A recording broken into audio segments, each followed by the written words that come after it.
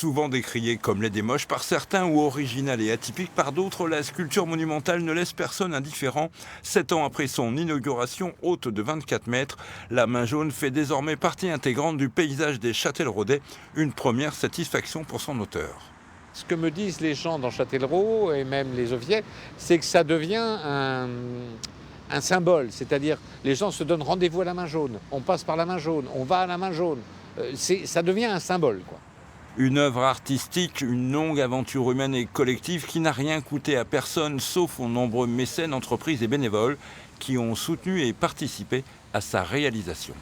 C'est l'originalité qui nous a plu, nous, hein, de partir de quelque chose qui sortait de l'ordinaire et qui représentait une image de Châtellerault. Hein, parce que nous, on est une entreprise de Châtellerault depuis près de 60 ans, et avoir une œuvre qui représente une image de Châtellerault, un symbole de Châtellerault, c'est ça qui nous plaisait. À quelques kilomètres de là, dans son atelier d'artiste, Francis Guyot continue à travailler et à façonner la matière, le fer, le bois, selon son état d'esprit et ses envies, et surtout sans s'inquiéter des avis.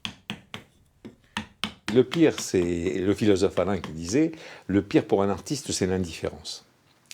Donc le fait qu'on en parle en bien ou en mal, moi ça m'est complètement égal. Je conçois très bien qu'elle peut provoquer pour des gens.